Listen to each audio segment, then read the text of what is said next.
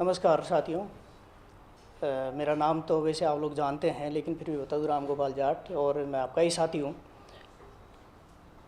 पत्रकारिता के ऊपर जो हमले हो रहे हैं, जिस तरह से अटैक शासन और प्रशासन की तरफ से किया जा रहा है, और आवाज़ को, कलम को दबाने के लिए जिस तरह की साजिशें लगातार चल रही है, न केवल राजस्थान में बल्कि राजस्थान से बाहर भी देश भर में, तो ऐसा नहीं है कि आप लोग इससे अनजान हैं या कोई पहली बार मेरे साथ हुआ है। इससे पहले भी हुआ है। हमारी यहीं राजस्थान में कुछ दिनों पहले हरीश गुप्ता जी के साथ हुआ था, फिर उससे पहले रोहित जी के साथ हुआ था, और कुछ और मामले हो रहे हैं। आप लोगों ने साथ दिया, उसके लिए आप सबको धन्यवाद जिन्होंने साथ दिया। बाकी जिनको कोऑपरेट करना चाहिए था, उन्होंने संभवतः उतना नहीं किया जितना करना चाहिए था।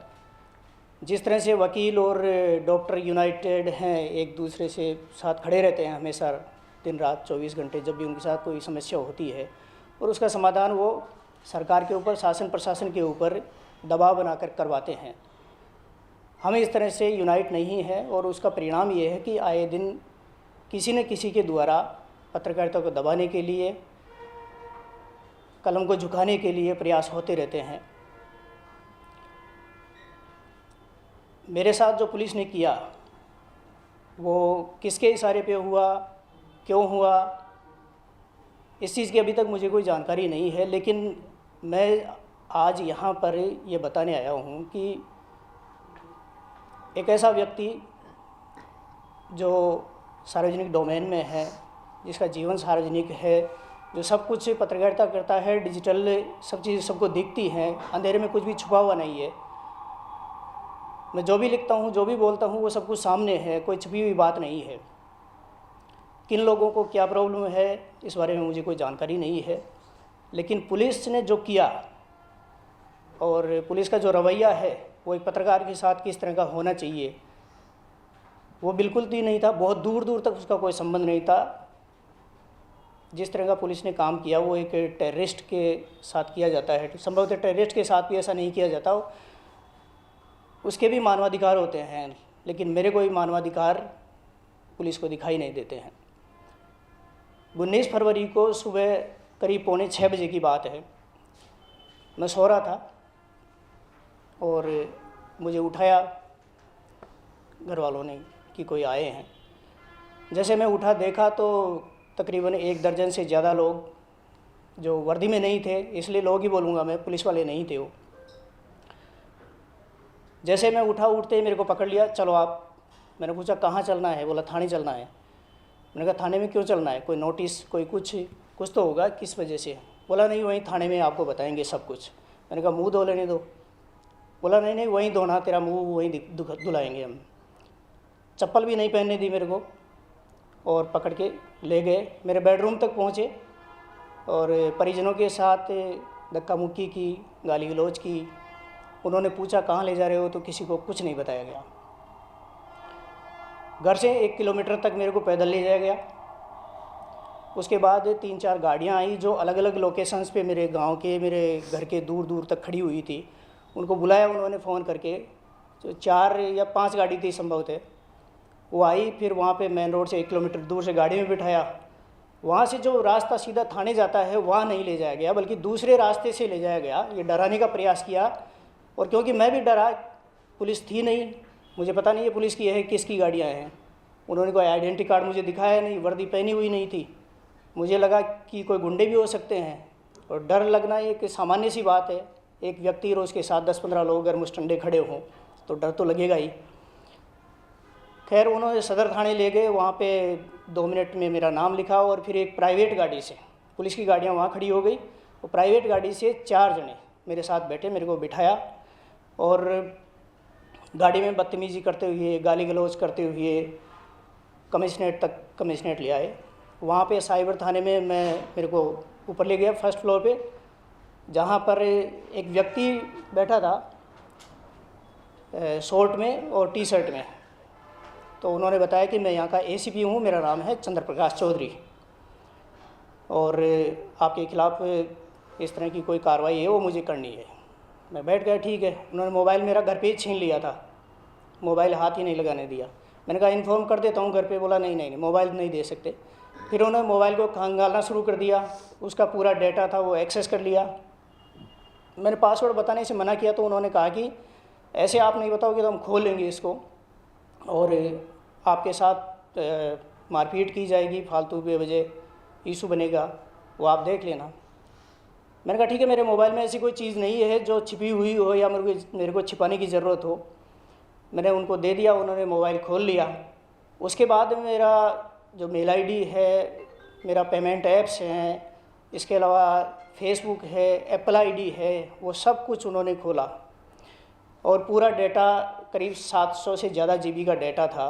उस सारे डेटा को वो कथित जो चंद्रप्रकाश एसीपी जिन्होंने नाम बताया था, तब तक मैं कंफर्म नहीं था क्योंकि वो तब तक भी शॉर्ट और टी शर्ट में थे, न उन्होंने आईडी कार्ड दिखाया, इसलिए तब तक वो मेरे लिए कथित ही थी।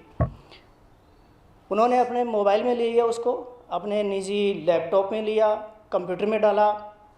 3-4 और उनके साथी थे, उन्होंने भी उनके भी मोबाइल में डाला। मैंने कहा कि मेरे इसमें प्राइवेट फ़ोटोज़ हैं, वीडियोज़ हैं, वो सब कुछ हैं और किसी के साथ किसी तरह कोई दिक्कत हो सकती है। आपको कुछ भी चाहिए तो मैं मोबाइल से आपको निकाल के दे देता हूँ, जो भी आप बोलोगे। लेकिन उन्होंने मुझे मोबाइल नहीं दिया और उसको खंगालते रहे। दोपहर में करीब 3 बजे बाद मुझे सुबह 6 बजे घर से उठाया, बिस्तर से उठाया। दोपहर में 3 बजे के आसपास मेरे को भोजन दिया गया ढाबे से मंगवा कर। उससे पहले मैंने कहा कि मैं बीमार हूँ, तबीयत ख़राब है, मेरी दवाई चल रही है और मुझे दवाई लेना ज़रूरी है, जुकाम हो रही है बहुत ज़्यादा। लेकिन कुछ नहीं दिया। खाना देने के बाद फिर बिठा दिया। घर वालों से बात करने के लिए नहीं कहा, घर वालों को पता भी नहीं था। वो कभी किस थाने में पूछ रहे, कभी कहाँ पूछ रहे, कभी किसी तरह। रात को करीब 9 बजे के आसपास या 8:45 बजे होंगे करीब, तब उन्होंने कहा कि आपके खिलाफ़ एफआईआर हुई है। उससे पहले 2 बजे के लगभग, दोपहर में 2 बजे के आसपास मेरे से एक कागज़ पे साइन करवाया, बोला ये नोटिस है। पढ़ने नहीं दिया मेरा को, ये नहीं कहा कि आप पढ़ सकते। मैंने कहा इसको पढ़ने तो दीजिए, क्या लिखा हुआ है, किस चीज़ के बारे में नोटिस है। तो उन्होंने कहा इस पर साइन कर दे चुपचाप, तेरा भला चाहता है। तो शाम को 8:45 बजे के आसपास बोले कि आपके खिलाफ़ एफआईआर हो गई है और आप गिरफ़्तार हो। फिर उसके बाद उसी वक्त मेरे घर वाले गए थे भोजन लेकर, उनको कहीं से पता चला होगा। घर वालों से केवल 1 मिनट बात करने दी, सिर्फ 1 मिनट, मिलने ही नहीं दिया। फिर एसएमएस हॉस्पिटल ले गए, वहाँ पे मेडिकल करवाया। मेडिकल में कुछ पूछा नहीं, कुछ बात नहीं हुई। मेडिकल कैसा होता है, मैंने तो पहली बार देखा है कि आरोपी का इस तरह से मेडिकल करवाते हैं। तो मैं तो ये एसएमएस अस्पताल की जो कार्यप्रणाली है उस पर भी सवाल उठाता हूँ कि सामने वाला व्यक्ति कोई आया है, उसके बारे में कुछ पूछना ही नहीं, उसके कहाँ चोट लगी है, नहीं लगी है, कुछ नहीं है। उन्होंने भी एक साइन करवा के मेडिकल निकाल के उनको दे दिया, ले जाओ। तो मेरी तबीयत ख़राब थी, मैंने बोला आपातकालीन इकाई है, वहाँ पे मुझे दिखा लीजिए एक बार, मेरे पास दवा नहीं है, क्योंकि दवा घर रह गई थी और पूरे दिन से मैंने दवाई नहीं ली थी, जुकाम की बुखार हो गई थी मेरे को उस वक्त। वहाँ से दवाई ली, फिर वो चले गए वापस। जाने के बाद में रात को मेरे को थाने में उन्होंने बोल दिया कि आप यहीं पे सोओगे। 4 लोग ड्यूटी पे लगा दिए। दूसरे दिन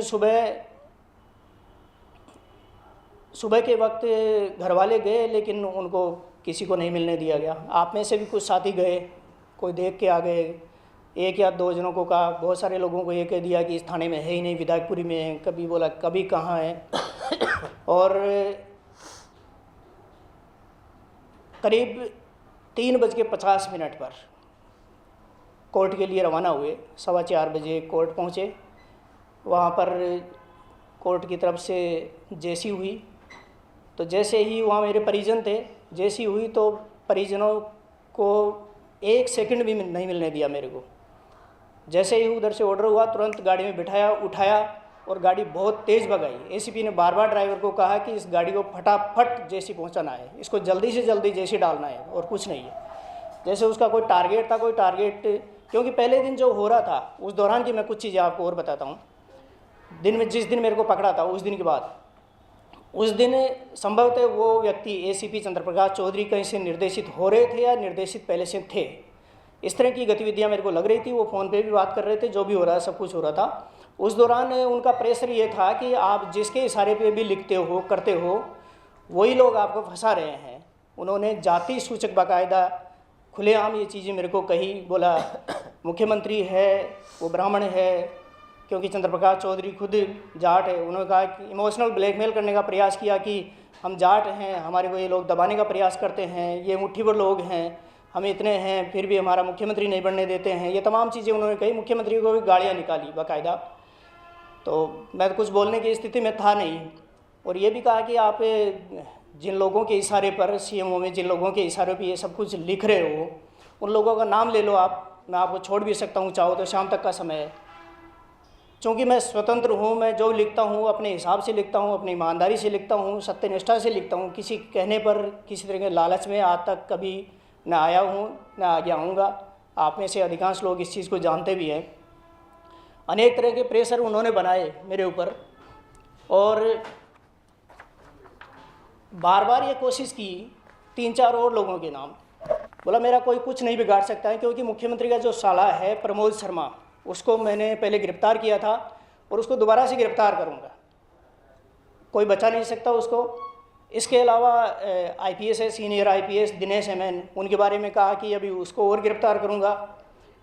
कुछ पत्रकारों के भी नाम लिए जिनमें अवधेश पारीक है, बोला इनको भी गिरफ्तार करूंगा, अभी छोड़ूंगा नहीं इनको सबको जेल में डालूंगा।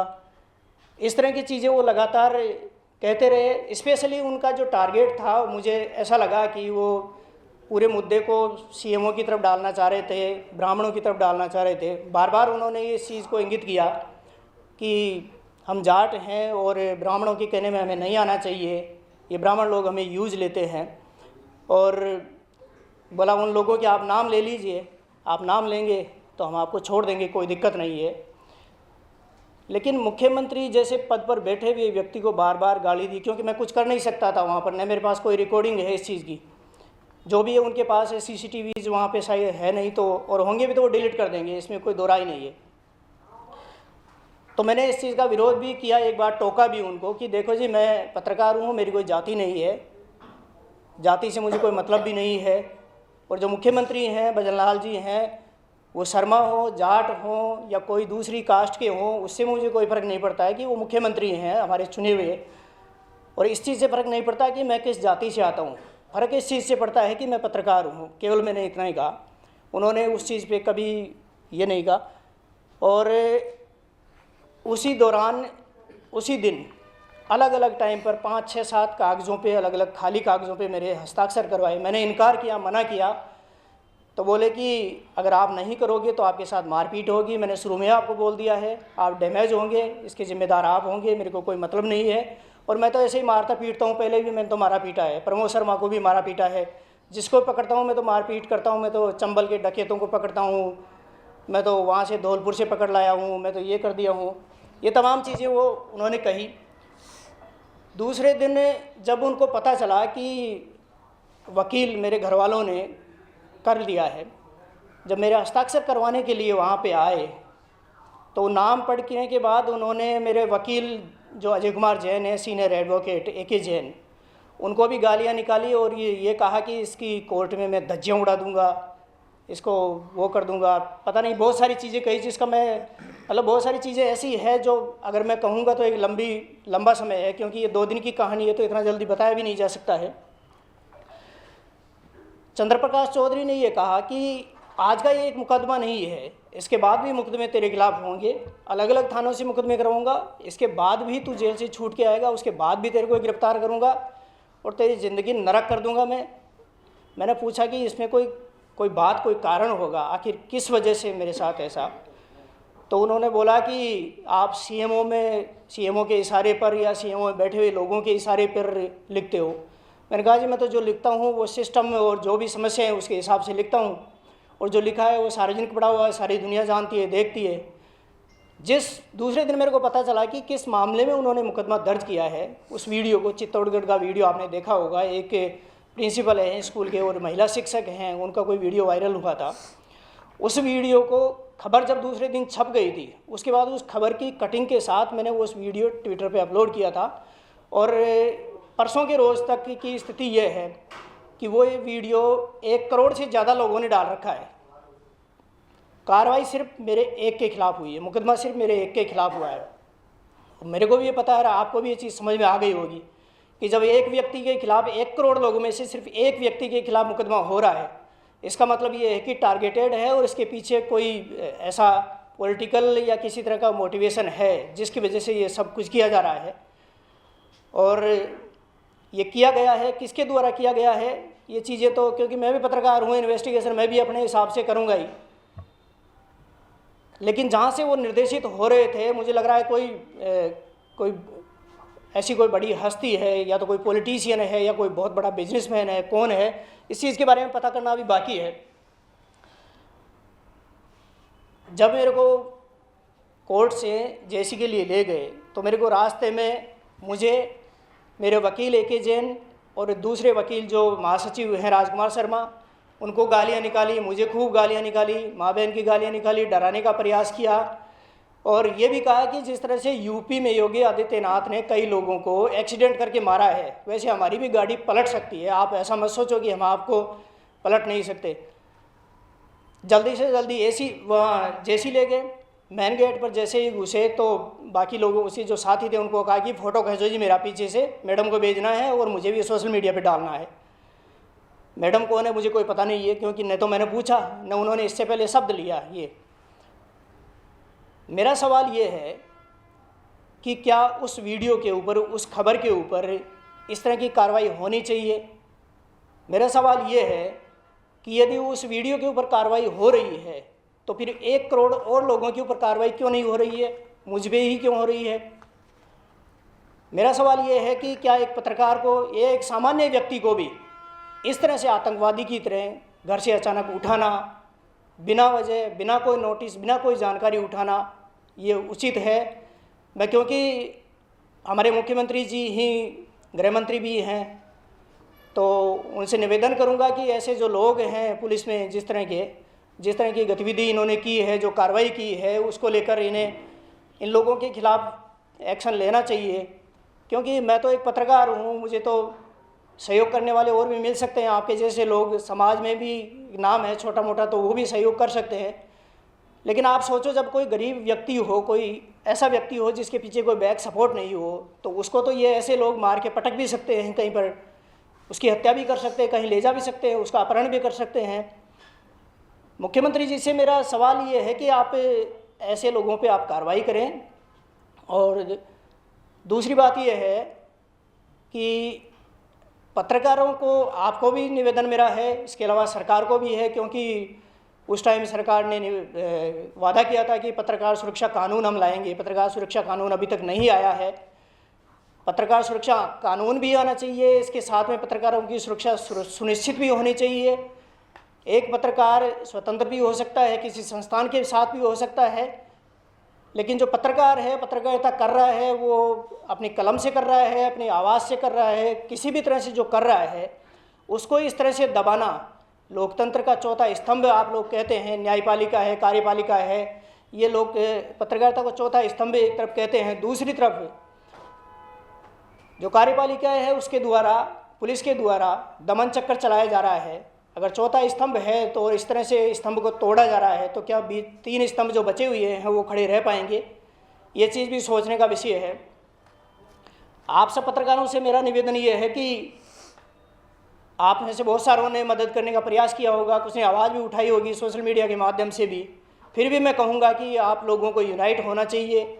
हमें एडवोकेट्स की तरह, डॉक्टर्स की तरह, आज मेरे साथ हुआ है, कल किसी और के साथ होगा, तोड़ के भी पटक सकते हैं, मार भी सकते हैं। इनके गुंडे हैं, जिस तरह की बातें वो कर रहे हैं, वो बोल रहे हैं कि हमारे पास सब तरह की व्यवस्था है, हम केवल पुलिस नहीं है, हमारे पास गुंडे भी हैं, हम दूसरी व्यवस्था भी रखते हैं। और जो धमकियां दी है उसके बाद ये तय है कि वो या तो मेरे खिलाफ़ या मेरे परिजनों के खिलाफ़, किसी के खिलाफ़ कभी न कभी कोई न कोई कार्रवाई ये करेंगे, मारपीट करेंगे या मुकदमे करेंगे, जो भी करेंगे।